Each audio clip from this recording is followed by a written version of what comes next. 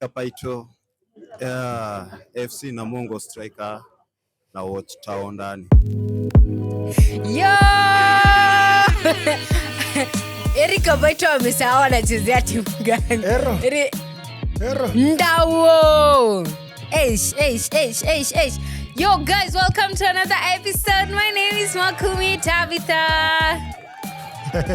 Wenye umefurahi mtu hawezi sema Wewe kwenda. Mlishinda midweek tulia. Si ni mimi na bonga. Venye umesmile mtu hawezi sema ligi imeponyoka. Hapana, venye mimi nafurahi juu kocha amefutwa. That's why I'm happy. But then nilikuwa nimebonda until nikaona hizo news. I might be the happiest man alive. Sema jina yako. Mimi? Kwa majina ni yule kijana anapenda players. Juu ni mabeshte wake haezi wa criticize. Wow! Shengtezo. Siku zote. Hiyo imenitoka kwa roho. Tuendelee. Yo guys, welcome to another episode 45. Tumejaribu kufikiria nani ako na jezi 45 akitumesahau. In case you know anyone by the jezi number 45, tuandike hapo kwa comment section. Body imefika menopause. Wallahi. After hapa hatuwezi zate. The grace of God. Hallelujah. As you can see today, guys, I am adorning the beautiful jersey by Namungo FC, courtesy of the one and only Eric Kapaito. One striker, top scorer, youngest top scorer bana. Uchague timu ya kusupport. Former Kariobangi Sharks player. Former Tusker FC player. Former Kariobangi Sharks alishinda awards akiwa Sharks. Sema hata Kenyan International hata. Tusker Kenyan International. Pale Namungo FC, one of my favorite strikers by the way. Such an amazing guy. Mtu nampenda na roho moja. Thank you Kapaito. Hazo ni kama amenimalisha. Unasema msianze kuinstigate sasa. Producer cha kuinstigate tafadhali. Unasema Kajiado ndo mtaa. Ni Wanamanga. Namanga. Si bado iko Kajiado County. Jina yake ingekuwa Kisisi walimbea kwa box. Ningekuwa na Shipai. Sanaipei anakuanga Masai, si ndio? Nim? Sanaipei Tande ni Masai. Sikia huyu. Anakaa Masai ukimwangalia hivi. Just because akona accent imanishi yeni wa coast. Haya, itu hata na hisabu wa basi. Si Claudia anakuanga Msamburu. Wote ni wa Masai ni wote. Jokes. Yeah, so thank you very much Eric. Jana alikuwa my seatmate pale Dandora. He got to witness both of his teams being trashed. Badala avae boots aingie field asaidie team. Yako ilikuwa thrashed. Yako ilikuwa thrashed. Rashid. Si team zake zote mbili, Kariobangi Sharks na Tusker. Aliwatch team zake zikipokea bao 9 combined. Wow. And he couldn't do anything. Juyeni number 9. Haha. Hiyo ni kali, I agree. So guys, yeah, we have 18 games to go through. So, mkisikia tuna speed through.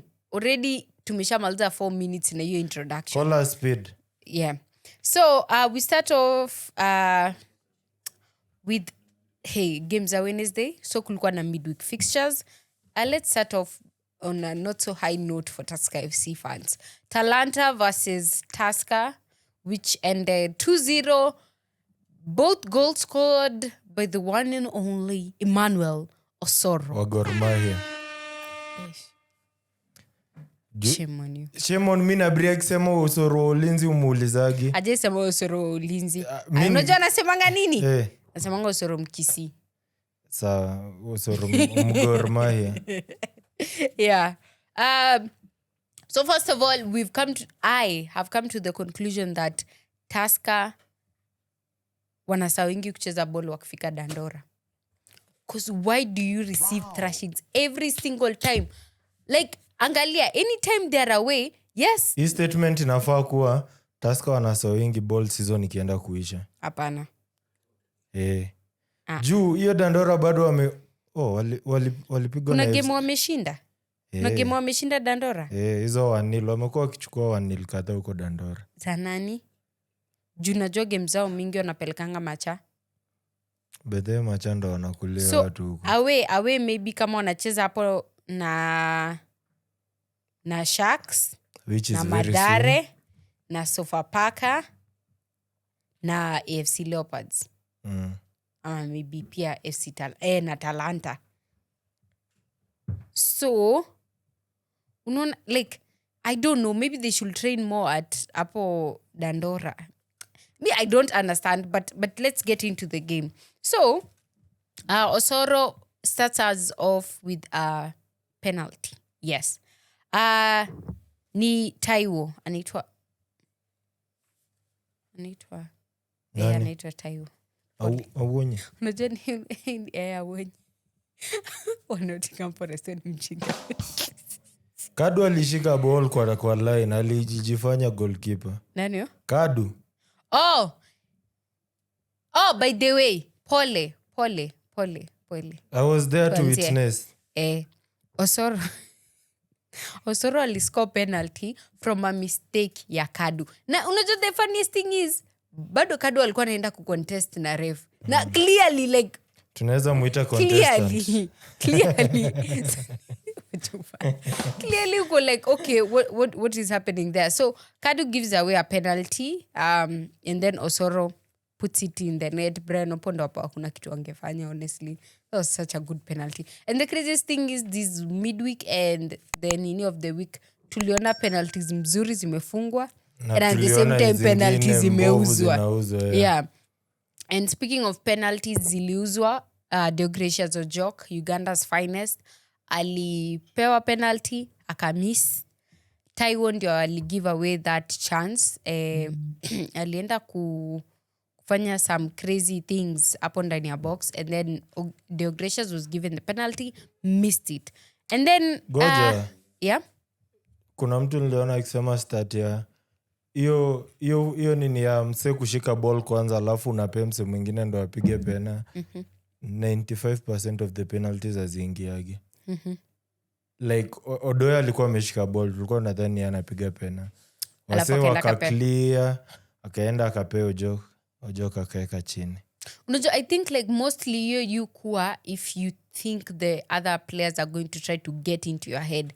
So what usually happens is a teammate of yours anashika ball, so yeye ndio anakuja anaongeleshwa, anaambiwa eka right, eka left nini. Sawa, anaingia kwa kichwa yake, then anapewa huo mwingine mwenye ako clear headed. So ni kama waliingia kwa vichwa zote za players wa Tusker hiyo game. But let me tell you, the disorganization that was in that game was crazy, honestly. I don't know why. Honestly, I feel like most of the games that we were seeing mtu kama Odoyo na Irambo wakianza pamoja, I think that combination ilikuanga poa. I don't know why it stopped. Mimi nilikuambia the moment wanachezesha Odoyo as number 10.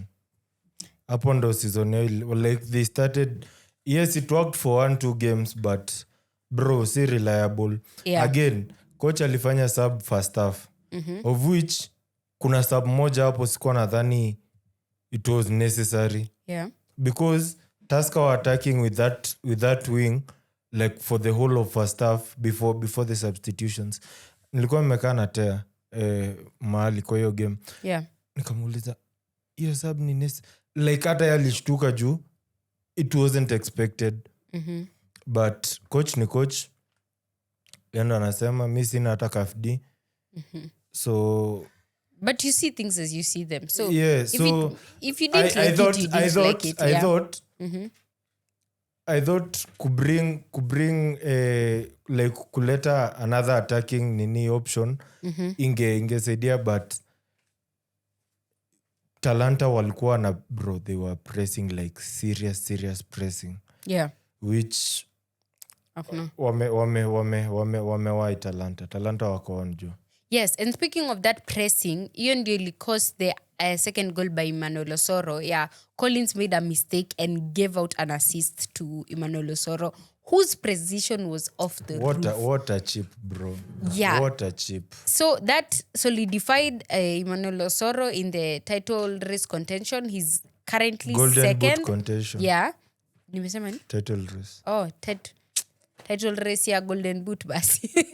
Yeah, he's at 16 goals so far. So congratulations to Emmanuel Osoro. So, honestly, they just need to fix their defense. Tusker. They're letting in so many goals, and we'll get to speak about that when we get to the Tusker Sofapaka game. But honestly, the fact that even Tusker didn't get a goal in that game, which you think wangejaribu kupata, but yes. So we move on swiftly. Nimesema leo tunakimbia. Then we go to AFC Leopards versus Mathare United, which ended 3-1. The goal scorers for AFC Leopards were Casey, Koloti, Sichenje. And the only goal for Mathare was scored by one and only Nyawir. Assist by super sub, Musamasika. Okay, sorry. Sorry. The funniest thing is the two of them were... Yeah. Musamasika, Mathare United, na watch Tao Ndani. Musamasika una watch Tao Ndani, asante sana. Mulu na kutafuta weekend Mulu. Hata kama mlichapo. Yeah. So both of them were super subs, Nyawir and Musa. Now, let me start off by saying this. Let me start off by saying this. This is just my personal opinion. Doesn't have to reflect any other ones or mtu yoyote. But I think this is the best AFC Leopards game I have ever watched. Makumi This season. You didn't watch them versus Tusker? Ndo nauliza, nataka kupata opinion yako. You watched them versus Tusker? Let me say why I'm saying this. Free flowing football. Oh. Free flowing. Like hakuna kupura. Like honestly, ball ilikuwa inaanza pale nyuma kwa Levis, inakuja hivi, unasikia Bandi ameshika, Ken ameshika. Maguire Chengaring rescue from Ken. Alafu I love seeing Casey hapo kwa midfield. Like you midfield yao venye wameitengeneza saa ina kina Musa Undo. Kuna tunasahau kumwambia. Mwambia akuja wapi? Akuja Gor. Sharks. Ni ujiitie, Mr. Q niitie. Sinijuona shinanga kusema hivyo. Si mimi nataka kukurecruit. Casey hezi kuja Sharks, but let's go on. Honestly, unaenda hapo kwa Musa, pale Mahiga anapea Musa anapea Casey ako huko mbele ameshapea Aguero, Koloti nini. Like honestly, I enjoyed watching AFC Leopards play. Like I just sat back and I was like, oh my God, why haven't we been seeing AFC play this way in my opinion, for a while? Like saa zingine inafikanga wanaanza kugonga ball juu na nini. But I thoroughly enjoyed. If AFC Leopards would play like this every single game, they will win the league. Wallahi. I'm not even joking. Wanataka kusema in 20 years hawajacheza hivi. Always sema ni field. Wanachezea Dandora kila siku. But no, there was something different with this AFC Leopards hiyo game. Sheng clearly doesn't agree. No, actually I do agree. Hiyo siku hadi like wakiingia ulikuwa tu unaona. Honestly, mpaka ukiangalia Mathare looked so bad. Going to Mathare looked terrible. They were that bad. One, from the word go. Come out. 3-5-2. Brother, what are you doing? What? In AFC, bro. In unapang. No, honestly, okay, I understand Sheng's frustration. Because kwa nini back three? And honestly, sawa back three, but these are not solid defenders. And like, bro, you are playing FC, one of the best teams. Unajua wakikuja kuchezea ball ukiwachia space hivi, wanakunyuka. Bro, midfield yako iko aje? Kilume yako bench kwa nini? He's been one of the best midfielders kwa hiyo team yako. In the past games zenye umekuwa ukishinda. Where do you leave Kilume on the bench? Najua the season is about to end. You're giving other people chances. Bro, no. This is AFC. Let me ask. Is there any manager who's managed to play a back three successfully in the KPL? Hata sidhani inahitajika. Juu hata kwetu tricks. I think Salim Babu has ever played a back three at Police. I think there was a game I watched that they played a back three. That's last season. Beginning of the season, no, that's last season. How kuna game. How many? Only one game. kuna game No, I think like 2 kuna game tulionaga na wewe. Aliweka back and I three. remember even having an interview with him afterwards Yeah, na nikamuuliza yeah. kuhusu hiyo Ilikuwa kucheza hiyo back police three. sako, ilikuwa Ilikuwa police police sako sako, last yeah, I season. remember. But other than that, hata si saa zingine ucheza back 3 by the way. I remember when before Ngolo aende after he had come from his injury ya mkono yenye alienda surgery, after he had come back we did play with a back 3. Hata hii game ya wacha hii yenye tulicheza na KCB, hii yenye tulichapwa na Kakamega, there was a point yenye tulishift to a back 3. But yeah, so Ronald Sichenje starts us off with a very good free kick yenye ilienda ikahit nani goalkeeper. Then Casey was at the right place at the right time, scores. And I know players were Madare were contesting that, saying alikuwa offside, but it wasn't given, so the goal stood.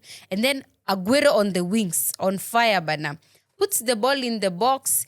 Askumuki nani aliguza before Koloti gets the ball and scores. So yeah, Koloti na yeye anafanya watu kila hivi game.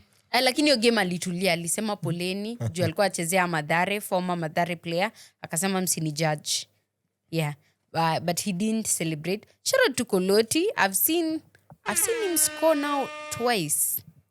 Ile game yenye ni game gani yo alicheza? He had a breast Bidco. That one I watched, and this one also. also. Maguire alifunga head. Okay. Lamine And Maguire. then Ouru missed such a good sit, a good goal, but iliniuma, but ni sawa. And then Fidel Castro akadecide pale kwenda kukimbizana na Sichenje kwa wings. Kidogo ka make mistakes. Like I feel like these weak defenders walikuwa exposed, very much exposed. Speed wako lacking, in terms of tackling wako lacking, so it was crazy.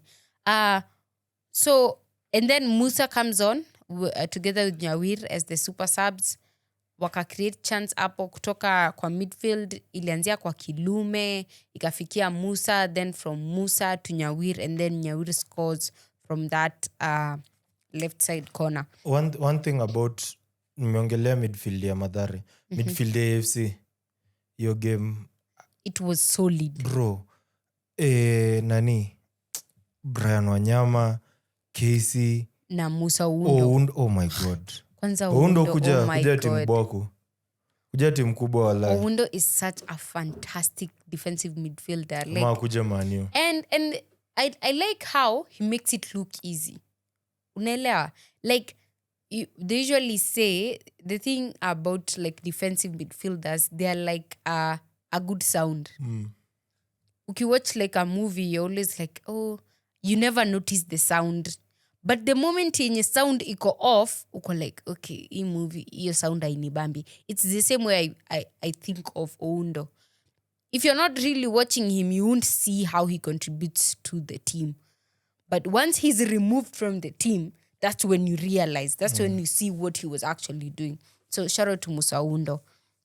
And then Masaba comes on as a substitute.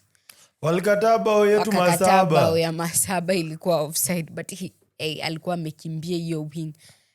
And also in that game Mulu so bad things bana. Alikuwa nakimbizwa. Honestly. But I feel like the reason as to why he was really not performing his best, I think tumezoea kuona Mulu in a full back position where aitajingi kushinda akirudi huku nyuma na nini, but with this structure kila mtu alikuwa na have to defend. Yeah, because one, the midfield is exposed, hawaiki ball. Yeah. So kila time unashinda unarudi huku. But yeah, AFC like really played well. Yeah. A big shout out to them. Yes. Yeah. And then we go on to Kakamega Homeboys versus Kenya Police. There was no highlights. I didn't see anything. Niliona tu after Shuma amefunga bao walienda ile ya ndege. So the goal scorers were Moses Shuma, Otunga, who was set up by Bensol. Niliona jire kanibamba. Bensol. And then the Suda, goal for Suda anacheza ball. Chezea Kakamega. Kakamega Boys. Alafu Kenya Police, the goal scorer was Hamudi Mohamed Bajaber. Rafinha. Sasa tuwezi kuambia ukuje place yoyote juu unaenda kushinda league. Kuja. Si tuko na 21 Hamudi. Njoo. Tuna 21. John niliona juzi wakiwa huko Bandari. Hey, kila mtu. Celeb. Superstar. Njoo waambie Ni celeb kila mahali. Waambie wanjoo. Wanje. Yeah, and the only goal was scored for Kenya Police was scored by Mohamed Bajaber. Now let's just say the only thing I think we can talk about in terms of this game was the trolling by Kakamega Homeboys. So if you don't know, guys, this guy celebrated by doing the airplane like this, Evie. And why? It's because police travel to Kakamega by airplane. Sasa wakasema wamekuja na ndege, wamekujia kichapo. So that's why they celebrated that. Unfortunately, there was no highlights, so there's not so much to talk about. And then we go to Ulinzi Stars versus Posta Rangers. Nimetry kutafuta nani alifunga hii bao ya Posta Rangers. Si party. The only thing I know is Ulinzi Stars, that goal was scored by Shambi. So the game ended 1-1. Ulinzi Stars versus Posta Rangers. This was on Wednesday. Yes. Give me a minute. Ukiendelea kutafuta Mara Sugar versus Bandari. Also ended 0-0. No highlights. No nothing. So there's not much we can speak of in regards to that. And then the other goal, the other game. Haina goal scorer. Yeah. Ni ball tu. The other game was, yes, Murangasil versus Sofapaka. 2-0. Tebu nitafutie hiyo. Juu nimetafuta hadi kwa page yao hawaja post. Like, honestly. Unajua saa zingine mi uelewa, like, amtakangi kuweka hii timu ingine nani amefunga ama nini. But honestly, MCL. Hakuna pia. Hawajatuwekea the 2 goal scorers. So MCL versus Sofapaka ended 2-0. And then there was Kariobangi Sharks versus KCB. Kunayo. Niambie. Yusuf Ali na Mwale. Oh, yes. So Yusuf Ali na Mwale ndo walifungia Murangasil against Sofapaka. Yes, and then we go to Kariobangi Sharks versus KCB, which ended 1-0. The goal was scored by Haroko. Assist by one and only Chan-bound Byron Otieno Ngolima Farouk. Thank you. Tebu tuambie, when ulikuwa? I was at work by that time. I wasn't able to see that game. Give us some highlights. Kenye tu nakumbuka tu niliona Ngolo alienda, sijui nani walitackle wa Madridi. Nani wako na Madridi kwa? Lasta. Nani? Buyaka. Haikukuwa Kinyanjui. Siniras tu. Siniras. So Captain Sinirasta Mwate. Akamuibia. Oh, nani? Tinda. Mutinda. I think ilikuwa Mutinda. Jizo dread. See, you think ilikuwa Tinda? Ilikuwa Mutinda. So, Tinda. Ngolo alitackle Mutinda.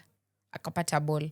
Made a very good run and a fantastic pass. But how Aroko finished that off, the fact that hata alikuwa na space ya kutana a movie side aende hivi alafu atana afunge. Bro, nilianza kucount bao ya Aroko vile tu aliingia. Alipata chance ya kwanza, akabendi tivo, Munyasa alikuwa rada. Ya pili, akaweka hapo, ikaenda faa kidogo, Munyasa alikuwa rada. Hii ingine, hata technique siwezi jua ni gani. Crazy. A proper goal, a proper sub by Muluya. KCB, they had like every chance in the world to equalize that game. Yeah. After they brought on Kenyanjui. Kuna number 10, sikumbuki jina yake. Bro. Yeah. 1-on-1. Hivi na post hivi. Kapiga ball hapa nje. And their coach is still not taking responsibility. Mtaka take responsibility afanya. Anaitwa Vincent Ondabu. Coach anasema tu players hawajitumi bla bla bla bla bla. bro, si kila siku players. Tuseme tu kweli, si kila siku players. Yeah. Saa zingine juu like Kika Kinyanjui alikuja. He was one of their best players venye lingio grau. Yeah. Akatafuta ndo hiyo otia lako job. Faiz. But yeah, Sharks had a really good game, by the way.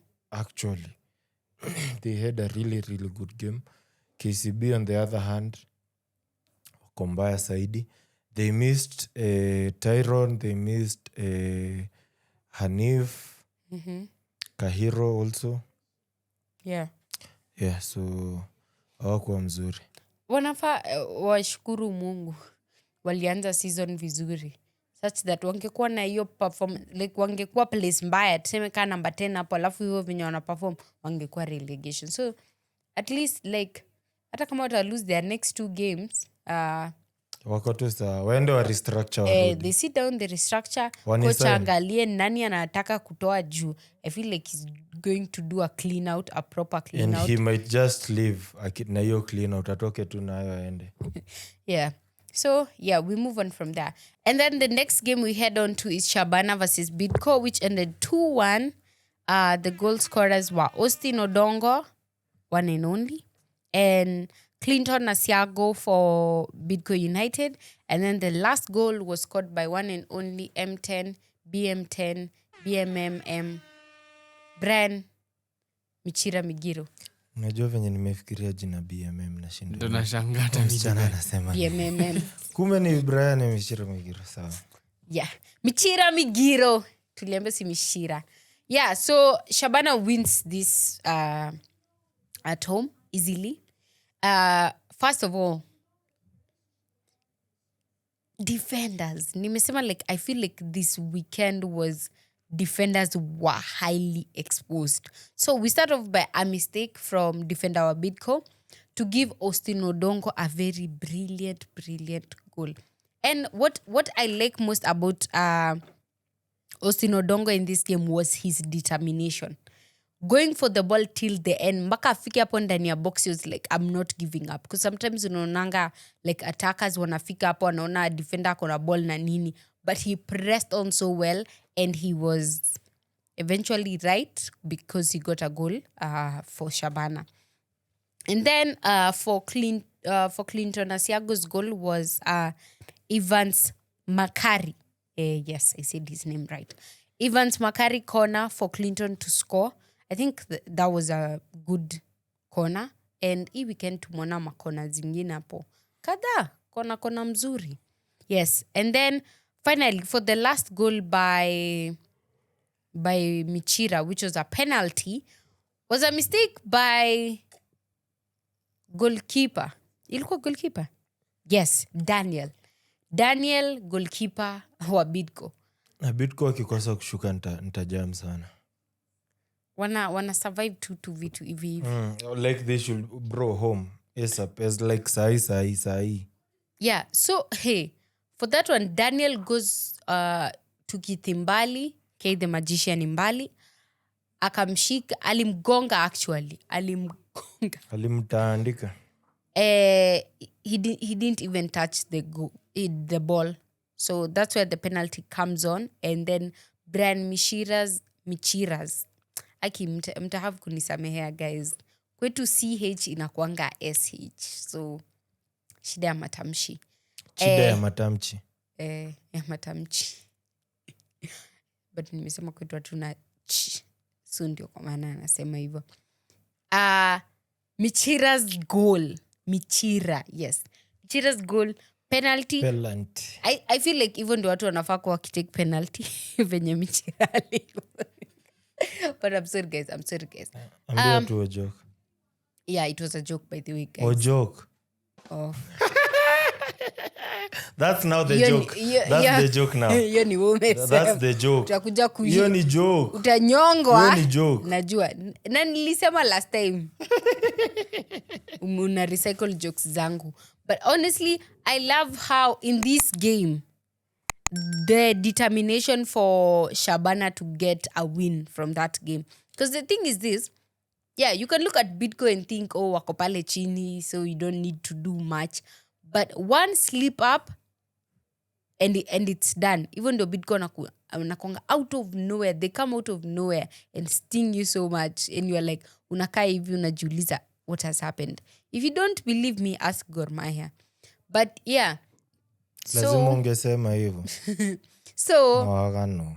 I like the precision by Shabana, their determination, how they pressed so much in this game.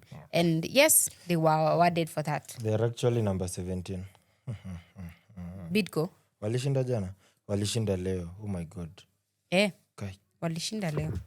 So yuko hata relegation sahi. Yes. Dio. And then to finishers of the midweek fixtures, we have Gor Mahia versus Nairobi City Stars, which ended Gor Mahia 1, Nairobi City Stars 2. The goal scorers were Benson Ochieng Omala for Gor Mahia and Hansel Ochieng and Vincent Otieno. Another penalty. Kwani how many penalties were scored how many penalties were given this week? So tuko na Vincent Otieno penalty, tuko na ya Michira, tuko na ya Ojok, tuko na Osoro. Na ya Wanyama, Brian Wanyama wa AFC. Alimisi ya Bandari. Yes. Alimisi pena? Shikalo alishika. So those are 5 penalties. Alishika low. Kiwa ni mshinzi. Kuna penalty ingine. Hii game ya AFC na Mathare ikuwa na penalty. Wow. There were 5 penalties given this week. And only one was not scored. Two, sorry. Ya Ojok na ya... pia game ya Sofapaka walipeana penalty. Na ilifungwa? Yeah. So, yes. Acha tutoe pena itakuwa 6-1. Vincent Otieno scores the penalty for Nairobi City Stars. So, first of all, for that first goal yenye Gor Mahia wali concede, God comes off the post. Goja. Yeah. Before tuongee, hakuna kumake jokes kuhusu God tena. Nilikuwa about to. No, nimejua. Unaona venye ameniangalia nikisema guys wait. Alafu nikaona makumi amefanya hivi nikajua hiyo ni joke inakuja. No making jokes. Isemei kutoke. Hapana George, please. Na nimeomba please. Sawa prefect. Sawa, thanks. So God comes off the post to try and kuchukua ball from Hansel, misses it, and Hansel puts the ball into the box. Like he does that twice, bro. Hawezi miss mara mbili.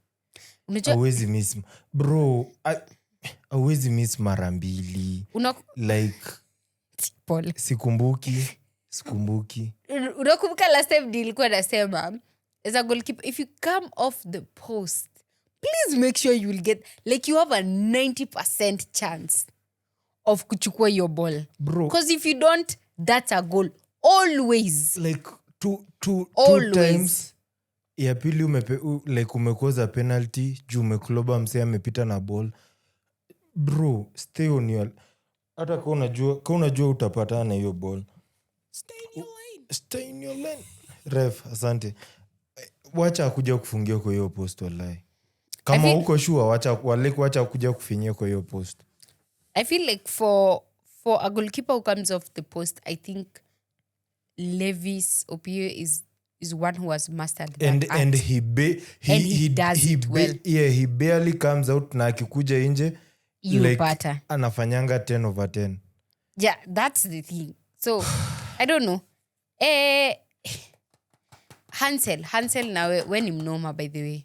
Hansel when mnoma.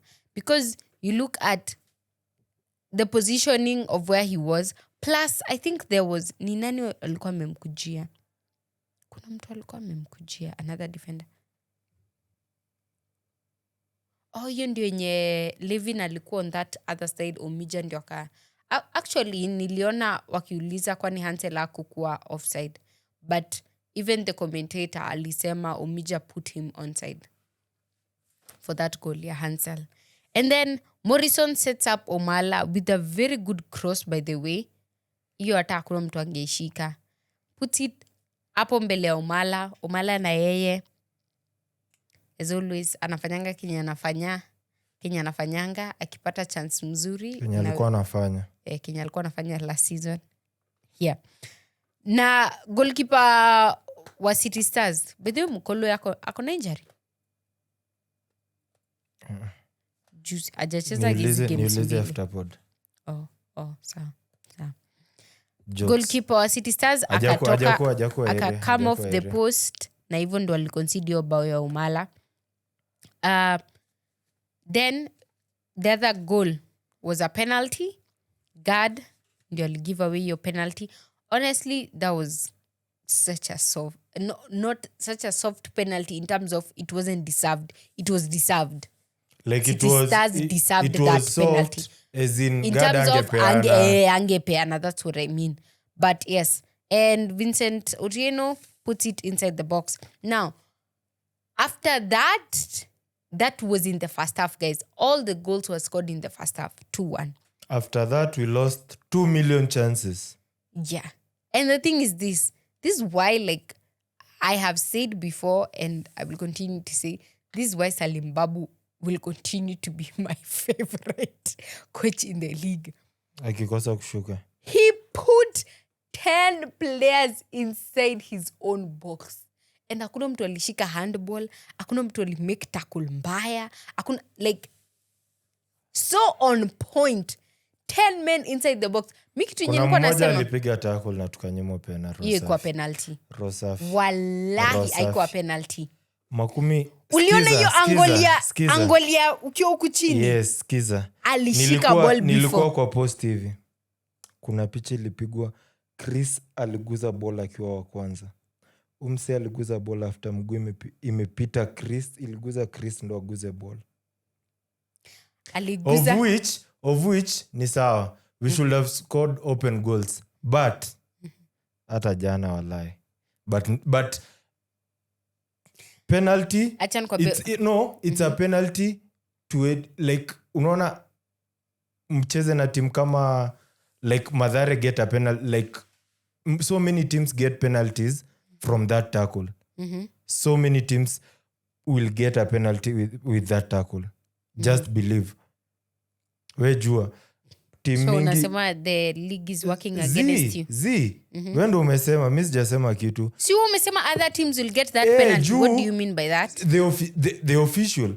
We sikia. Ile bao polisi walipoa na nyinyi, si team mingi watafungwa hiyo bao. Yeah, Wekesenya alishika ball hivi. Si ndio? City the same Tusker tuseme kasa hii Tusker. Wafanye folka hiyo. Pia wao wanaweza nyimwa. Bao ya Tusker ya huko nini? Ya ilikuwa ya AFC Leopards. Yeah, nani anaitwa nani? Namba 9 Jacob. Si AFC ya Seals bao ya 3. Walicheza That was a goal. Yeah. Every other team will be given that goal. Tusker are not given. The same thing nasema, many teams will be given a goal. Will be given that penalty as a penalty, but si hatu kupewa. Okay, so this is, I don't think like that was zile zenye unasemanga this is a clear not a penalty. There's so much that goes into saying clearly this was not a penalty. There was an issue. The linesman, the lines lady, alisha point pena. The ref, alikaangalia, akaenda akaconsult. Bro, lines ndo assistant wako. Alisha point. Unaenda kuangalia. But walienda wakadiscuss then wakadecide. That's the issue. That's my issue. Okay, ni sawa. Mi angle yenye nilikuwa naionea ni, unaona ukiwa side ya chini, si wao wako hivi. Ukiwa side ya chini uangalie, defender aliguza ball ikenda kama amegonga mguu ya so uchini. If it was not a penalty, again, mbona hatukupewa kona? Sivyo. Mbona hatukupewa kona? Okay, that should have been a corner. That's the thing. So I'm not saying at when you look at it you are like this wasn't a penalty. There's so much that going on. Yeah. Many things were going on. Like if it was not, mbona ikuwa hivi na like kulikuwa knives mingi, so anyways we don't blame that penalty juu hata tungepewa pena ingekuwa 1 point still. But City Stars good job. We should take our chances like properly. Thank God huyo mzungu ameenda. Yeah. We hope. How long has he stayed? Only 3 months. Yeah. Na nimechoka na yeye venye nilikuwa. Yeah. Nataka tuende haraka sitaki to dwell on that. My problem is I felt like, okay, there's someone who told me a while back, Gor hucheza hivi, wanacheza the first 10 minutes of the game, and then like the 10 minutes before halftime, 10 minutes after second half whistle limeanza, and then 10 minutes game ikienda kuisha. In between, they don't maintain the same momentum. And I feel like in a way I saw in that game, not in terms of hivyo venye nimesema 10 minutes, but in the first half they didn't try as hard as they tried in the second half. Honestly, like the chances that were there in the second half were like 6 chances. Patrick Esombe anapata chance mdoyo anagonga never play for that team again. Wacha kwanza nikuambie. Game ya City Stars hakuwa mbaya. Acha nikuambie. Acha nikuambie. Jana. Sasa you know na hiyo ni game ya Murangasini. No, and it's been consistent. Isipokuwa ile game ya Mozart. Yeah. Bro, only that. Bro, 1v hata game ya City Stars alifanya 1v1 ngapi? Bro, umewamisha Kapen like the whole 90 minutes. Yeah. Ochoga ko bench the whole 90 minutes. I don't know. Bro, I don't understand what Ochoga did. Because in my opinion, I think Ochoga is actually the best right back you have in that game. That team, I'm sorry. And bro, Esombe is not your first choice. We are in the title running. Bro, take your best players to the field. Mbona mtu kama Alpha kuanza? Every time. Okay, I feel like if you're going to play, okay, this is my thinking. Your best midfield is usually okay. Endelea kupigiwa tu simu. Tunakuona sasa uko na simu mpya tutaka kwa amani. Tulia wenyewe. So kwenda huko. Wenyewe tulia. So you have Morrison, you have Austin, you have Alpha, kuna Wendo, Ben Stanley. Who else? Sydney. Achana Sydney amecheza games ngapi? Si unataka midfield. No, I'm saying like your best midfield. Au watano, tuseme au watano. Kuna mtu mwingine? Sure. Lawrence. Si umesema Lavi? Au umesema? Nimesema nani? Hata nimesahau. Nimesema Alpha, Osto, Morrison, Wendo, Lavi, na Ben Stanley. Na Lavi. Na Lavi. So I'm like, you have played an Austin, Alpha, Morrison kind of midfield. I don't know why. Which acha nikuambie sahi. Which is not effective. Na hiyo formation this Croatian fraud was lining up. Because we need someone like Lawrence and maybe Wendo. Juu in this team Morrison haezi cheza kama 6. We should now agree on that because ako more creative. Yeah, because people they'll depend on him kuweka hizo ball pale. Yeah. Kazi ya kudefend bro, ini back 3. Utaekewa Samuel Onyango huku. Morrison ni kudefend, ata defend hii side ya Samuel Onyango, ama ni kucreate, ata create nini huko juu. Yeah. It's like ni noma hivyo. Again, system bro, kama hii system haiwezi, uliona game zako mbili za kwanza, so you just change it. Yeah. And fans complain, mnawaambia sijui bro, I know mimi sijasoma coaching sijui nini, but I can see naona I work. So in conclusion, there's so much happening at Gor Mahia. They need to sit back and decide what they want. And then Tusha decide Historia- coach out. Yeah, I Zico know. is next. I know, but the thing is this.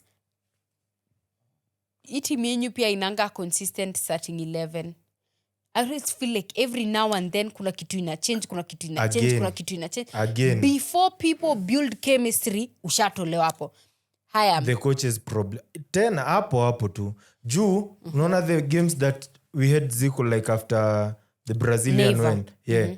See, you saw like some consistency starting 11. Because time Rogers alikuwa anacheza. Yeah, because you see coach ashajua our second half najua nitaleta nani. Mihich wants second half to bring Austin on, Morrison on. Bro, 4 subs like in like at the start of the second half. Yeah. Minta umia dakika ya 75. Yeah. Chris pulled his foot jana Moranga. Yeah. He pulled, bro, ilibidi aendelee hiyo game hadi 90. All the subs were done, bro. Like all the subs were done. Aliweka Morrison, akaeka Austin, akaeka Alpha, akaeka Bryson na akaeka Lawi. Bro, atago. Alika 5 subs Atago. Acha tutafika game ya Mrangasil. But I feel like with every other team, you at least have a consistent team. Haya, mtu mwenye miona like akiswitch up saa zingine ni ka coach Kamau with Madare. But at least with like mtu kama Musa Nyawir nini, unajuanga ka Musa Nyawir hawaanzi ama Eli pia haanzi. Unajua ni Mulu atakuwa hapo. Donald Ange pale mbele, Imbuye hii side ingine. So you look at Kariobangi Sharks, unajonga hiyo midfield inakuanga Ngolo kama yuko, Alvaro anaingianga hapo, kama Ngume anacheza huku chini kama number 10, you always know there's something. Kafa hiza totolewa pale kwa defense, aingia hapo midfield attack kusaidia defense nani, you know there's a consistency. Same with Police. Kama si Irishura, ni Kinanga, ni Simiu. You always know like there's that consistency. Midfield unajua utakuwa hapo na Marvin, uko na Alvin, as in Kahata, there's a consistency. And that is what Gor Mahia doesn't have. And that's why they keep suffering. So, and then we go on Saturday, we have Mathare United versus Ulinzi, which ended 1-0. Goal was scored by Musa, assist by Imbuye. Musa reaches 6 goals now. Amejaribu. Didn't have a season. Amejaribu. Angekuwa hapo season ikianza mngekuwa mnampea playing time pale Gor. Kwanza sasa yangewasaidia ku create chance. Lakini bado mngekuwa mmemweka bench, but we thank God. Yeah, so Ulinzi Stars. Let me start off by saying Mushiri alijaribu, Mungu wangu. The crosses that he was making inside the box, honestly, like they were so good. Nani akuanza, Karani akukua. We saw some new faces in that Ulinzi squad in terms of attacking, and they really did try. But I feel like their best chance came on when Javan came on. And also shout out to Javan Omondi, best dribbler in the league. Proven and tested. Alipata chance kidogo tu slightly, but kulikuwa na ma-defenders mbele yake, so I feel like he wasn't able to see where he was shooting na nini. Igenda kama imetoka nje ya post. I think that was the best Ulinzi chance that they had. Now, for bao ya Musa, honestly, the striking, anafunga tu zile mavoli. Like thrice now. And the craziest thing is, unaangalianga bao kai hiyo uko like, hiyo hakuna kitu yenye unaweza fanya. Because I remember having this conversation with Chalo after game ya Mathare na Ulinzi when Musa alifunga another volley, like bao hata kushika chini, ilikuwa tu ilikuja hivyo ndani. Sofa and Mathare, not Mathare Ulinzi. Nimesema Mathare Ulinzi, sorry, Mathare Sofa. So nikauliza Chalo after game, what happened? Kwa nini hamkudefend? Akaniambia hiyo, enda urudi uangalie hiyo bao. Hakuna mtu angedefend bao kama hiyo. Kuna jamaa alipiga boli ya kifua Hakuna. Jamaa wa Sofa. Hakuna kitu kama hiyo angeweza kufanya. But yeah, Kilume pia honestly, I feel like venye tulikuwa tunaongelea ile game nyingine ya AFC and what you are saying about Kilume, I think in this game I really did see him He's one of doing the his- most his important best, yeah. players kwa hiyo team, bro. In that midfield, Yeah. proper player. 'Cause kuna chance yenye Mushiri alikuwa nayo na kama Kilume angekuwa hapo, trust you me, ingekuwa bao. So I feel like Na ujue Kilume akicheza like ni wana complement each other with Rio kwa hiyo midfield. Yeah. Juu Rio anapeanga Kilume like the nini of kucheza ball. Yeah. Juu Rio anajua anakaba. So with either of them akiwa out, game ya Mathare inakuwa ngumu sana. Yeah. So it's the same thing. I felt like Ulinzi walijaribu sana, but with the subs that Coach Kamau walifanya, they really did change the game a lot. We saw Mulu coming on at the like game ikienda kuisha like 6-7 minutes hivi. But honestly, I felt like wakirudi tukua like a 4-3-3 ama 4-2-3-1 formation, Mathare will really do a lot. I honestly don't feel like the back three is doing a lot for them. I'm not seeing how effective it is.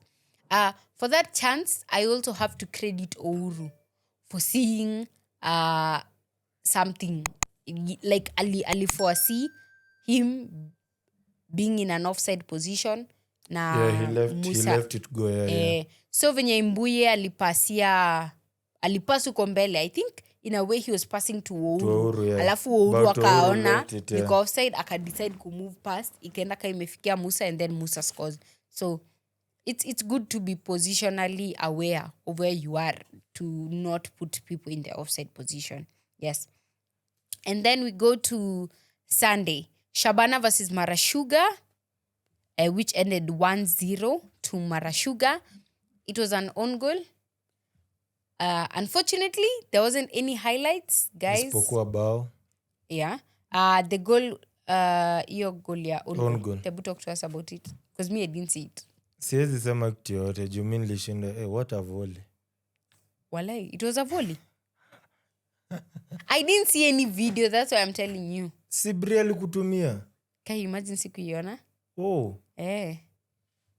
So we talk about it basi because you Si watched nimesema it. ni volley. Huyo jamali hata ball badala apige juu akapiga kwa post. Ama hiyo si volley? It's a volley. Voila. No, that's crazy. Oh my God. Anyways. And the man of the match for Marashuga was Lamek, the defender. And when you think about it, every time I see a defender get man of the match, I usually think the other team were really good at pressing. So I'm just thinking, akina Michira, Msaga, Kithimbali, Austin Odongo. And kuna mtu actually who said in our comment section lazima tuongelee Omwando. Anaitangwa Omwando? Yeah. Nakumbuka hiyo Acha nitafute ni nani alisema. If I can remember. Alisema, I think it was on Twitter. Was it on Twitter ama on TikTok? No, on YouTube. It was on YouTube. On this week's episode, or on last week's episode.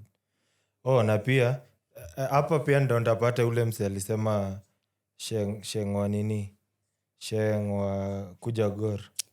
Alicomment pia hapa. I think anaitwa Omwando. Acha nikwambie. Jumi namjua na Justin. Alisema Justin Omwando. Alisema and now they are killing Omwando's potential using him as a 6. Tulikuwa tunaongelea kuhusu Imbali. Yeah, being game zake za kwanza akitumiwa kama a CDM, which is not. Now Justin Omwando is suffering that. A big show, huyo jamaa anaitwa the only 1637 on the name. Also, so I feel like wanafaa wasign a proper defensive midfielder. Wache kuturn everyone into a defensive midfielder. Because Keith is not a defensive midfielder, honestly. And if I personally don't think I've watched so many games by Justin Omwando could decide what his attributes are. And the highlights rarely shows the defense side. Zinakwanga mostly the attacking side. Yeah. I wish we'd have like 15 minutes highlights. Yeah, game. Hiyo game ya Mara. See you like in general tungekwanga na like highlights of 15 minutes. We see even the tackles that were being made rather than just the goals. Yeah. Then now we move to Bandari versus Ngoja, AFC hiyo ni Leopards. intonation inakaaje? Then now hey, then, Newzanka pole. Acha nikuwe serious. And then now we move to Bandari versus AFC Leopards, which ended 0-0. Let's start off. 0-0. Wanyama miss penalty. Okay.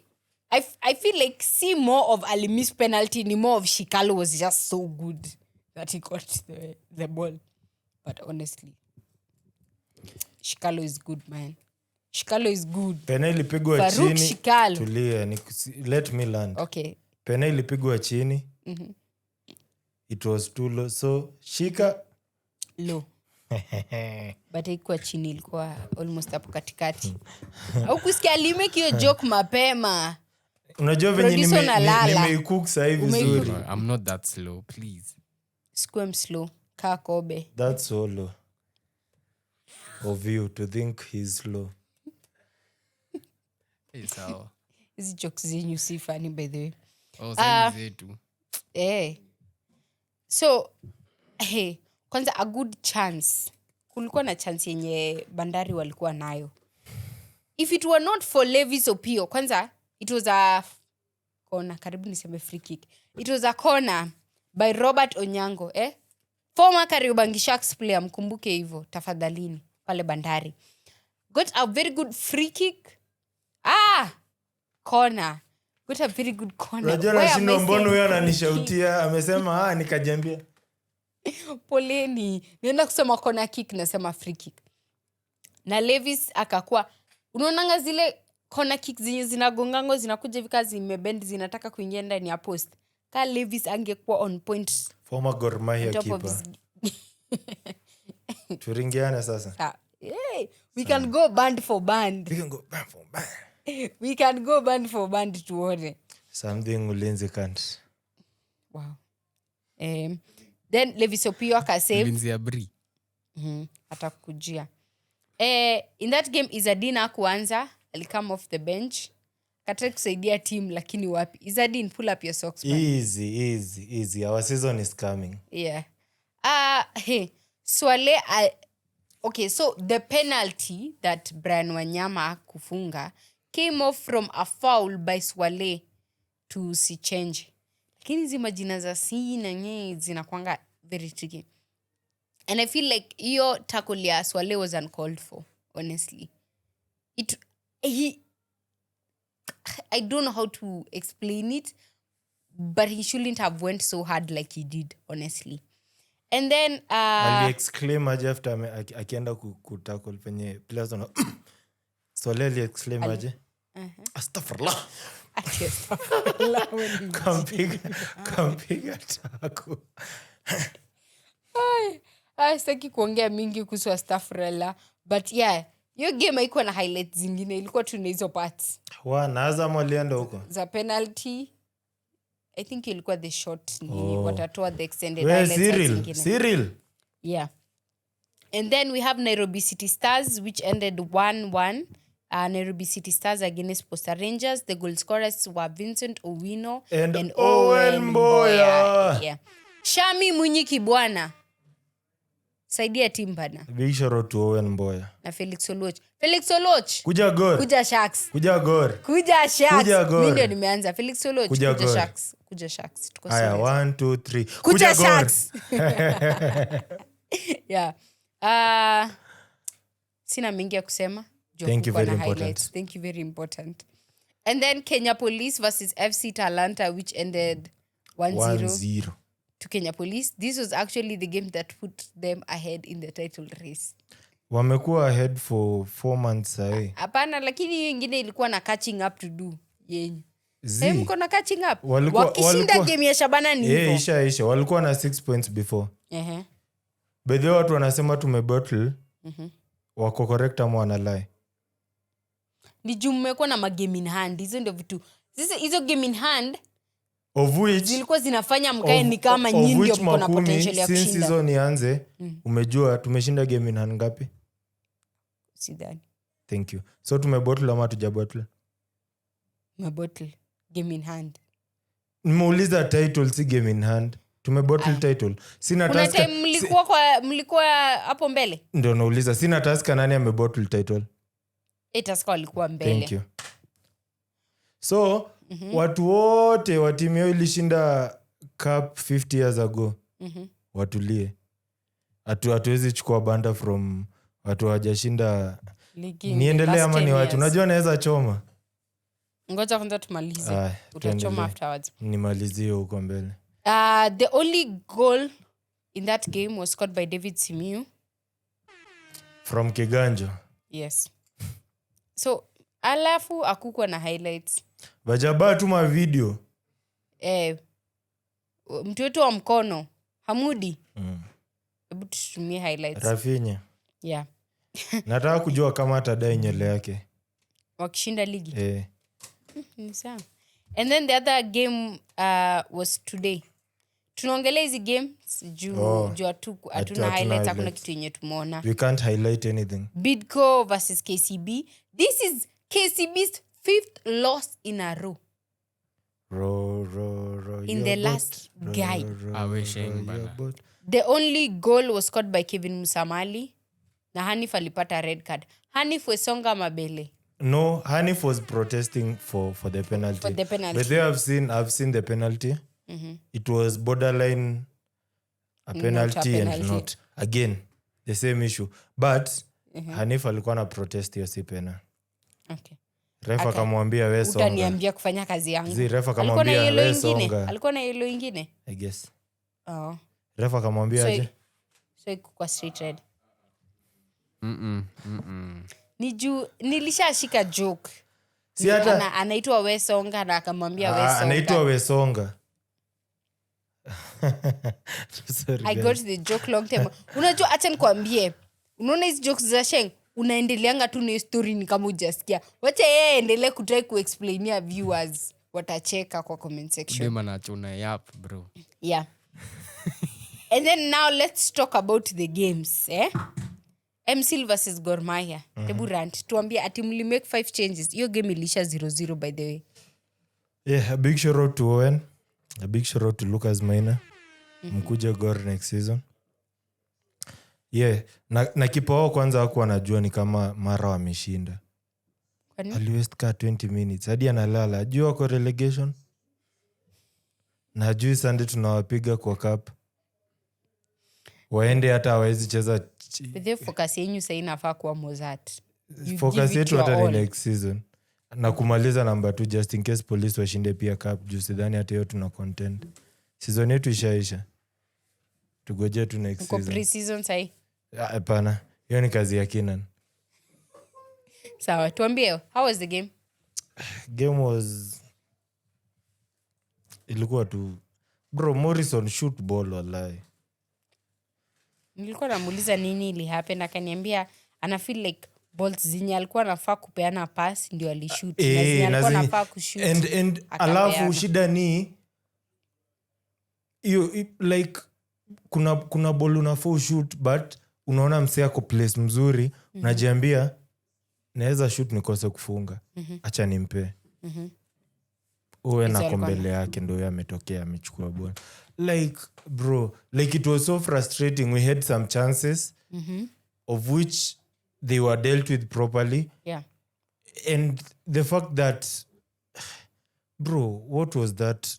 Like tuko na esombe kwa hii uwanja tena after midweek ndo huyo tena.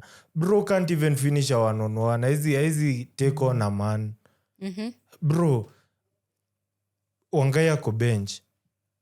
Umetoa kapen. Nini unataka nini? Ben Stanley alicheza hiyo game. Ben Stanley alikuwa bench. Na kwa nini angeanza hata over Esombe. Ben Stanley unaingiza Morrison acheze kwa wing. One of your best creative midfielders. Kocha juu hivyo. Yeye anajua Modric peke yake na kuambiwa fanye hivi na madrama azifai. Bro, he's so sijui hapa kile yake nafikiria nini. Bro, foul imefanyika, imemaliziwa, ashaenda kugombanisha a madam linesman. Unaenda kumgombanisha nini? Si ni foul. Kila mtu ameona ni foul, kadi ishatolewa. game inaendelea, umeenda kugomba, una create drama na sisi tunatafuta points, una slow down game. Chris alikuwa ashaanza kupoa ball huko, ashaanza kuenda kwa post huko, ushaanza ku create drama hapa. Sasa hizo kwanza wewe jua kuna kamera za so kuna mtu anakuona huko nje juu umezoeshwa kumuliko hapo. What type of a coach are you? Like a fired coach, that's what he thank is. you bro, I'm so happy. Alafu mtu anakuja acha kwanza ni run nipe dakika 2. Mtu anakuja kwa inbox yangu ati yo sijui una celebrate sijui coach amefutwa, you don't blame players. Bro, that's my own page. Ndio mimi imeandikwa Shakespeare hapo. Ukitaka ku call out players wako na IG handles zao, ujie hata namba za simu mimi nitakupea uwapigie simu. Wewe waambie. Mimi nikisikia Sombe hajacheza poa. Yeah. Nikisikia Kapen needed more time, nitasema. Nikisikia Chris alikuwa anahitaji like kutolewa juu alipata like alipol nini na hakukuwa na sub, si nitasema. Na ni opinion yangu, uko na opinion yako. Mbona kuja comment kwa opinion kwa page yangu? That's me. That's Shane. Calm down. Don't calm down. Continue. Eh? I wholeheartedly agree with what you're saying. Because the thing is this. I have said this before, even on this podcast. We try to be as much objective as we can. But the thing is this. We are not robots. Sometimes we'll be inclined to talk about this. We'll be inclined to talk about this. Nani. And But wewe uko na platform yako. Ongelele hizo vitu zenye unataka kuongelea. Tukipatana na wewe kuja uniambie, Sheng ulisema hivi amuni hata like nitumia constructive text. Uniambie ulisema hivi na hivi na mimi nitakwambia nilisema hivi juu ya hii na hii na hii. Bro, tutaagree, sisi watu wakubwa. Yeah. Nitakwambia nilisema x. Hiyo narrative ya unibeshte yako. So I feel like your narrative ya uni beshte yako doesn't make sense. Because I feel like we have friends everywhere. bro, We have friends everywhere. niko na hadi friend relegation. Sema relegation niko na mabeshte NSL div 1 div 2 nini. So Niko na friend police huko anashinda ligi na mimi nalia hapa niko number 3. Niko kwa watcher. Iko ocha na mshapele huyo ashapelekwa hadi FIFA. So hii mambo ya friend nini it doesn't make sense. Mi ukashifu mseka kama Muguna tukipatana hapa yeye ni best yangu. Nitambanta huko nini but tukipatana hapa nje ni best yangu. Same na watu kaki na dada Maxwell. Ken siku ya dabi hata simuongeleshagi. Yeye ni boys wangu. Kina Aguero, kina Kelly. Bro. Kina Casey, kina Mahiga. By the shout out to Mahiga. Shout out to Mahiga, nilisahau kusema. Yeah, and happy belated birthday by the way. Happy belated birthday Mahiga. Really? Yeah. So like bro, kila mtu afanye kazi yake jo. Yeah, that's true. The narrative kazi yake. Nimesema that's true, then niko like kazi gani? Like mi siwache ni critique chenye mi naona. Kazi kuona chenye unasema ni show. The thing is enlighten me. Football is very subjective. Football is very subjective. Not really objective. Ni kama huyu. Why I'm saying that is the biggest debate up to now in the whole footballing world. Kuna watu wenye wanasemanga Messi is the greatest footballer. Kuna watu wanasema Cristiano is the greatest footballer. That's how you know football is subjective. Juzi nimeona interview and I am sorry to move to European football and wherever. Mzungu. I saw a video yenye Rafinha alikuwa anasema between yeye na Ozil. He thinks he's better than Ozil. Which is a very dumb take by the way. Ongelesha rafiki yako wemo bajaba. Ongelesha rafiki yako. But kuna watu wataona hiyo waseme, yeah, he's right. Bro, sidhani hata amefikisha about 70. We watch a game for 90 minutes. What you will see is not exactly the same thing I will see. It depends on what you are exactly looking at. And football ni, like it's all about opinions. Whatever I say here, that's my opinion. So, tusiendelee hiyo story. We have dragged and it a for big too shout long. out to the woman alikuwa amevaa jezi ya AFC game ya AFC na Madhari. Alikuwa ameandika Opio hapa. Imeandikwa Opio na iko na jina, iko na like Pictures za ma players kwa number. A big shout out to that lady. You are amazing. Thank you. Alikuja kwetu na akatuambia nyinyi mnaongeleanga FC Leopards vibaya. And we were like siku gani? Akasema but na watchingi podcast yenyu. Ameleta new subscribers kwa page. Thank you. Tunapenda fans wa AFC. Tamtumia chwane. Yeah. Yeah. Do you have anything else to say about that game? Nah, bro. Yes, like, we move on. Like and as a coach, and I know he's gone. Bro, usibishane na mafans, utaundwa. Yeah. And not like that. Oh, yeah, not like that. Bro, you just and I'm just walk off. These people wamekasirika, just walk off. Alikuwa anatry kuargue now. And he did the same thing game ya City Stars Dandora. Hakuwa anaongelesha cause niliona akiwaambia calm down nini nikampita haraka sana. Tell it to my face. Bro, unaambia nani I tell it to your face? They are angry, wamejam. Atakwambia kwanza acha niseme kitu before sao. Akunanga kitu mbaya kama fan wa Gor Mahia kama amejam. Mimi sijui nini na kwanga mbaya. And another thing, let me speak about it first. Bro, hata kwa umejam aje, ama umekasirika aje, unafanya nini aje. Never resort to violence.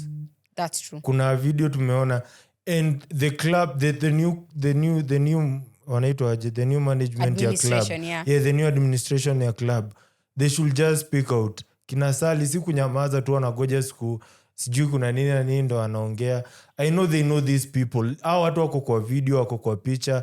They have everything. Kuna mmoja mwenye wana attack fan wa MC. Like bro, those Muranga Seals fans. Nasa uko Muranga. Bro, I don't understand. No, hata si ati uko Muranga, hata ukue Kericho ama wapi. Bro, those people are so chill. Every game nimeenda uko Muranga Seal. Most of the times nakaanga na fans wa Muranga Seals. And you know the funny thing is tulikuwa uko last season. Yeah. When Gor Mahia walichapa MC Luko. Yeah. And like when we were coming out of the stadium, because I feel like everyone knew tulikuwa side ya Gor Mahia at that time. And when we were coming off the stadium, fans wa Muranga Seal walikuwa tuambia nayo leo mmetuweza. Leo hapo mmetuchezea mchezo nini. And it was so cool. Ilikuwa hivyo so cool. Na hiyo story kaisha. My neighbors up they aren't home. Violent. MCs fans are some like of they are cool. Nicest quiet fans I know. Ata bro, gari yako ikikwama tu huko wanakusaidia kuitoa, wanashuka. Na we ni opponent bro. Umeonyesha bro like hakuna kitu wame. Acha nikwambie. Hata si loss bro, it's a draw. I have had a bad encounter with one of Gor Mahia fans and ilikuwa kitambo, but let me speak on it because ukukua mlikuwa mnashoot na Eric Njiru. So ilikuwa game ya Mozart against Kariobangi Sharks yenye mlituchapa 3-1. So I remember coming off, tulikuwa hapa kwenye watu utokea ukipiga kono kitoka hiyo side ya VIP hivi. Kutoka hivi players wa Gor walikuwa wameshatokea. So nilikuja kama tumepatana na Austin kuniona. Austin anajua mimi. Austin anajua mimi ni fan wa Sharks. So Austin alianza kucheka. Austin amecheka. Aliniambia, "Si nilikwambia kuja Gor." Nikamwambia, "Mimi sitoki timu yetu nikuje Gor." Akaniambia, wewe tu sema hivyo. Si leo umeona vile tumewafanya." Alafu sasa he started making fun of me because venye wameshinda. Sasa ile jokingly, and this is not the first time I've said this to and you say it like to everyone. And I say it to everyone. At your players. Sasa Austin was making fun of me. I looked at him and then I said, "Wewe kwenda uko hata ujui ball." Actually, I didn't say wewe kwenda uko, nilikwambia wewe hata ujui ball. Austin continued laughing. Kwanza he became hysterical, like the way he was laughing. Out of nowhere, fan fulani wa Gor alikuwa amesimama huko, ananikujia like to my face. Ananikujia hivi. Ati, "Unaongeleshaje Austin hivyo? Unaongeleshaje Austin?" Mimi nikamwangalia nikamza shida yako ni nini? Ati, "Unaongeleshaje Austin hivyo? Unamwambia juu ball kana nani?" Austin akamstopisha akamwambia, "Wewe uni sister yangu achana na yeye." Imagine he had the audacity kusema hata kama ni sister yako hafai kuongelesha hivyo.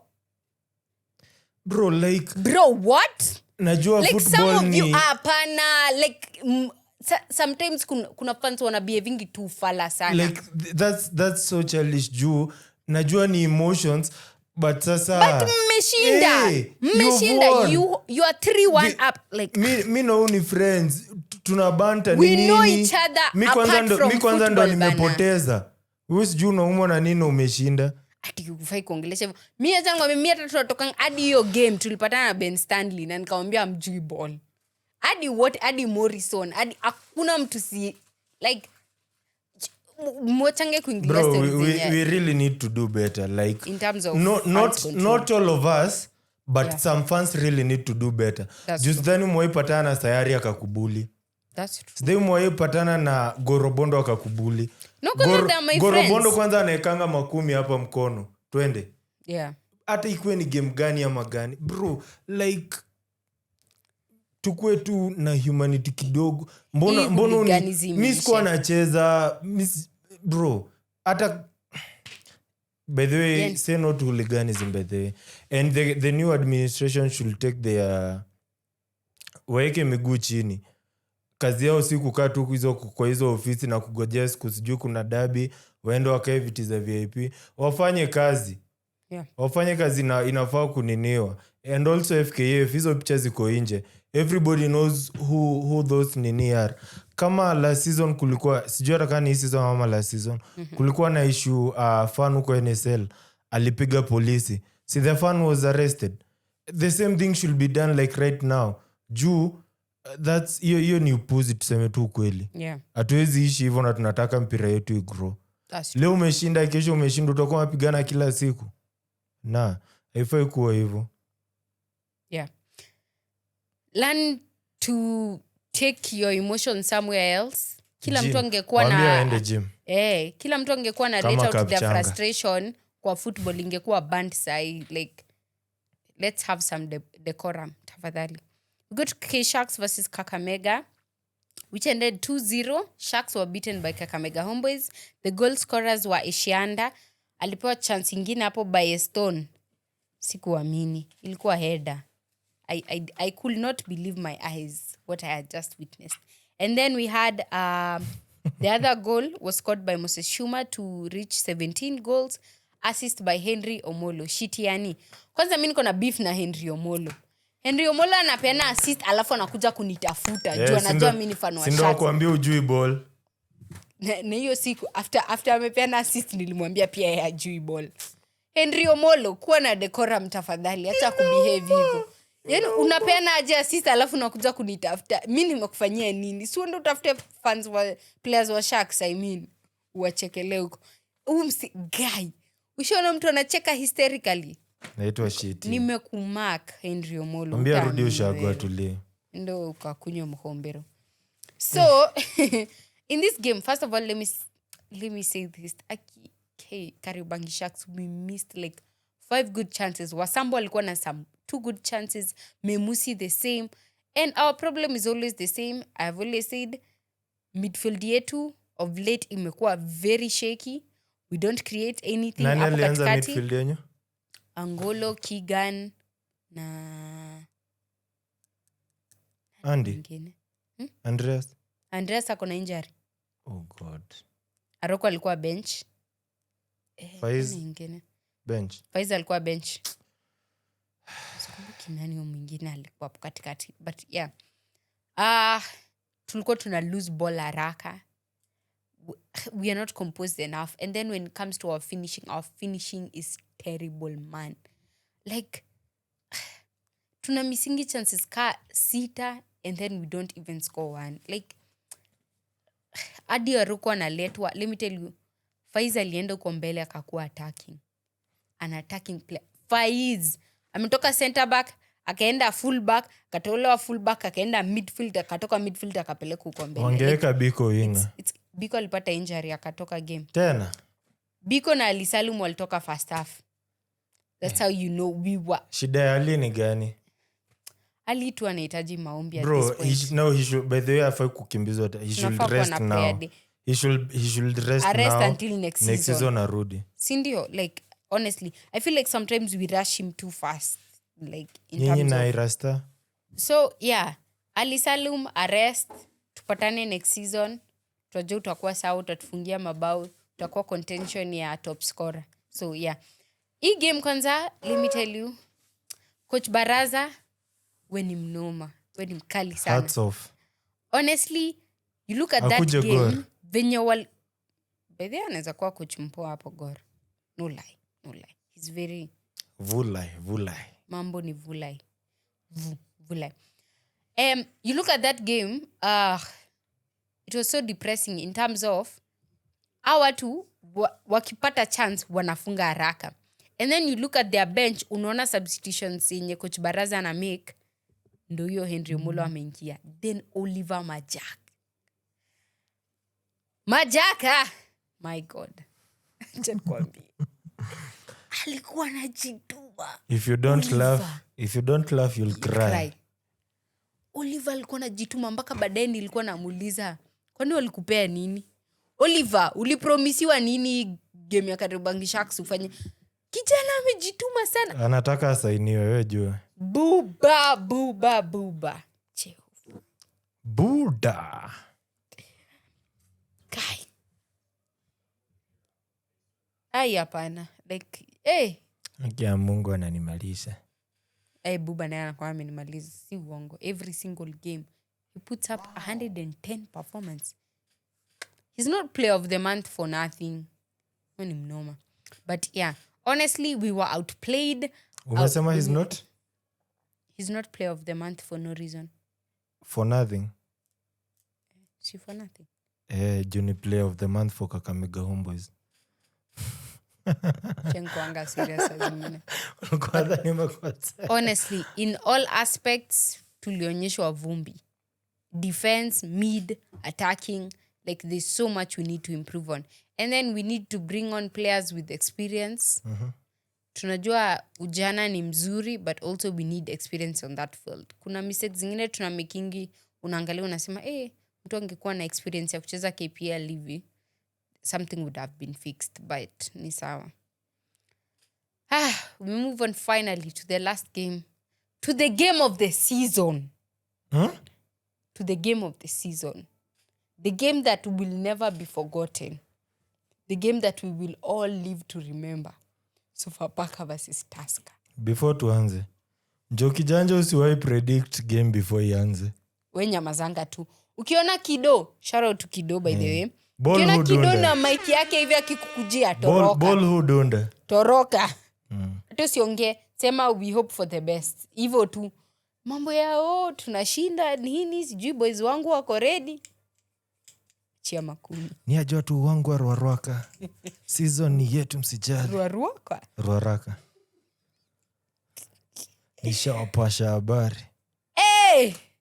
We so fire pale Dandora. Like bao ya kwanza iliingia tuko like Ondimo. Tulikuwa hapo na Bri. You guys were celebrating for my boy. Tukose celebrate kwa nini?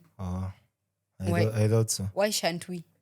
Shan't we celebrate? Should we?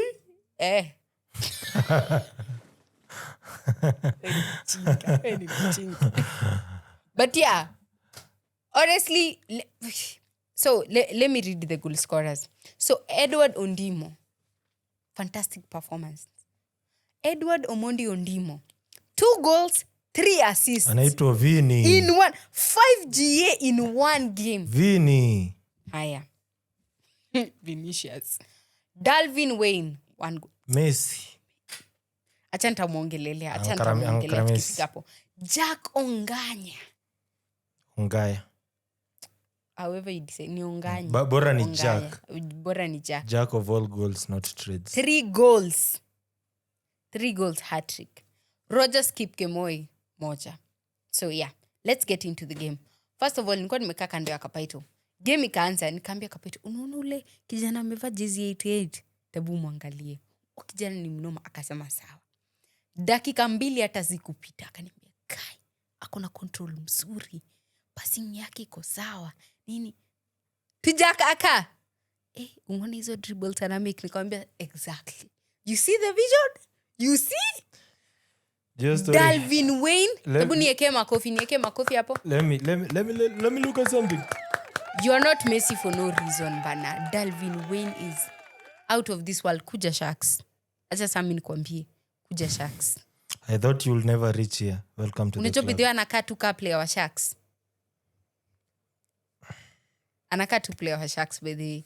Sharks tunakuita. Hiyo jezi yetu ya kala yellow inakuita. Tebu itika. Ukiitwa weinitika. Ukiitwa weinitika. Yeah, please. But yeah.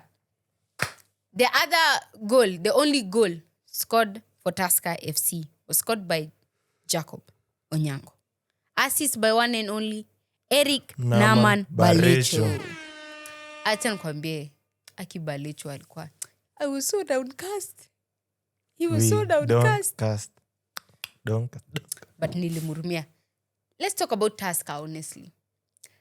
Defense yao kwanza pati ya Onchwari. Jezi number 30. He's so aggressive. Hapo with the ndio ball. walipress. Hapo ndio mabozi ilikuwa zinatokea. He lost. I think like ali lose composure. Vinye I think bao ya pili juu ilipitia hapo kwake. Alianza kupeana ma miss pass. Hadi wakaleta Kibwage. Hivi and you sit back and you're like juu hata si Kapaito ali raise this, you'd think ati Kapaito cause he's a former Tusker player would raise this. Ilikuwa fans huku nyuma kwenye fans hata si players walikuwa wanasema ai Kibwage ameumia kwani Kibwage hajaanza. Nah, I actually get where that comes from because honestly apart from the week inayo imekuwa ngumu kwa Onchwari.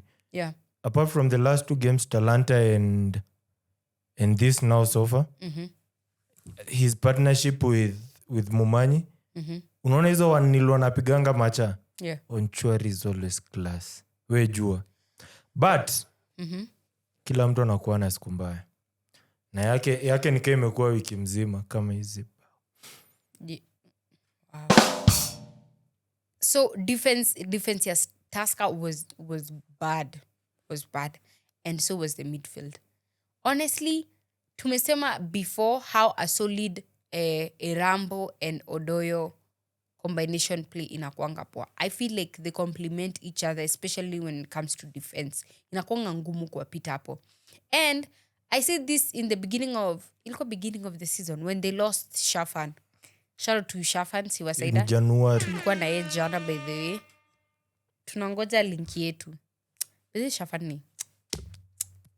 Shafan we ni mnoma. Such a cool guy. Si wa kuchezewa. Yeah.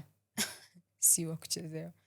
And I think I said this, Tusker didn't find a good replacement for Shafan. Because he was always the man who was creating those chances for them. And they didn't integrate someone to do that. And when Fabian came on, Fabian didn't play this game. I'm just saying like when Fabian came on to play for Tusker, he looked like he could have been a good replacement. But I don't know what happened with that. Vitu zilianza kuchange slowly by slowly. Also, yeah. Njuguna meetings after Siwa ameenda, I thought Njuguna would fill the number 10 boots. Yeah. So hakuwa anapata game time. He got some game time. Then Jan after game, on Saturday, I actually saw a post that he has undergone surgery of what. And I was like, damn. Things can... Vitu yani zinabadilika tu once hivo. Yeah. Jana, in that midfield, ilikuwa Erambo, Dennis na Balecho. Dennis Iguma. Yeah. And unakumbuka tukisema Balecho hapo midfield anakuanga mpoa. We saw a shift where alikuwa anaenda kwa wing, kutry kusaidia wing ku create chances. Because hata hiyo chance ali create from the flanks. And you are like, honestly, no one looked their best. Kila mtu alikuwa too off. Ojok anatry his best with the ball ku create chance, kufanya nini. Nothing is happening. Charles was on top of his game. I know hiyo bao ya mwisho ilikuwa wao defense walilegea because they should have kept a clean sheet, but that defense was so good. And why I feel like so far Parker played well is they didn't give in to Tusker. Because the thing is, so far Parker walikuwa nacheza ball ya hapa chini. Ukishika ball ndio pass fupi hata si ma long ball si nini, pass fupi. And I don't know why Tusker looked so bad trying to defend that ball.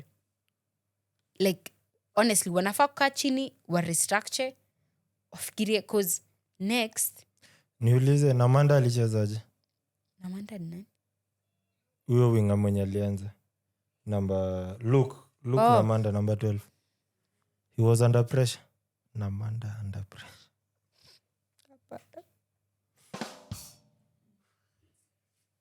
Immediately no. So But yeah, acha nikwambie have I watched this Namanda play? No. yeah, at AFC. Ile game ya Tusker na AFC. Z. At AFC. At AFC Leopards, you've watched him numerous times. I can assure you've watched him a couple of times. Couple of times, Jesus Christ. Last season umemwatch mara kama mia walai. No, for I was AFC. thinking if I've watched him play with Tusker. With Tusker, no? But we haven't been to many Tusker games since January. one. Have we? I think we've watched one more game since Na that Gor hakucheza. Mahia game. Yeah, na hakucheza. Who are we? The Wings were non-existent. Yeah, the Sharks. Yeah. So overall it was Also, horrendous. I have something that Mr. Okere said. Mhm. Where is it? Alisema, nipe tu dakika moja. Alisema this was his ilikuwa full time ama post match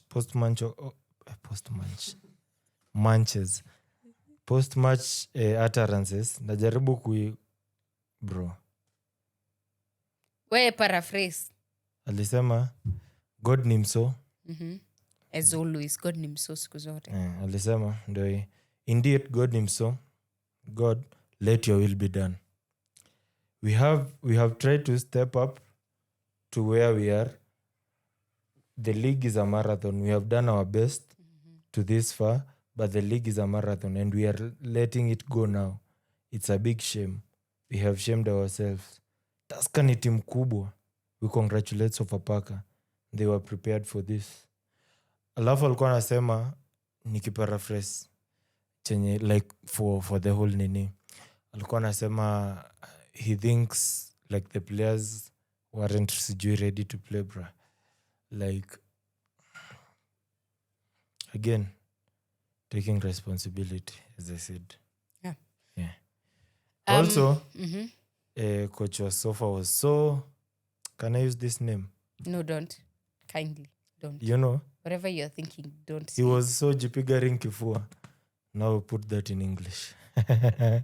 He was so jogo. Alisema yeye alikuwa prepared for the game. He was so jogo. He didn't think they were going to score them 7, but he knew they were going to beat them 3 goals even. And not to take away anything from Sofapaka because they were amazing. Undimo was on top of his game. Same was Dalvin Wayne. Same was Jack Onganya, Rogers Kipkemoi. Kuna huyu boys anaitwa Kuloba. Pia the same. Kuna Charles. Honestly, that whole squad was on top of their game. Yeah. So, yeah, we've Before we go, I have my weekly joke. In intellectuals peke.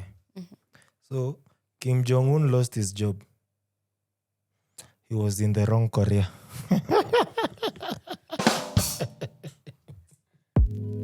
Sijaribu kucheka. Thank you everyone for watching our podcast. We love you guys. Please, next week hakuna game. Tutapatana hiyo wiki ingine. Kuna Mozart. Mozart ni 25th. So hakuna. Oh, so 25th. Oh, by the way, ni weekend. Kuna Mozart. Yeah. So we'll see each other after Mozart, guys. All the best to all the teams playing in the Mozart. See tuna rest. See you guys then. We love you. Peace.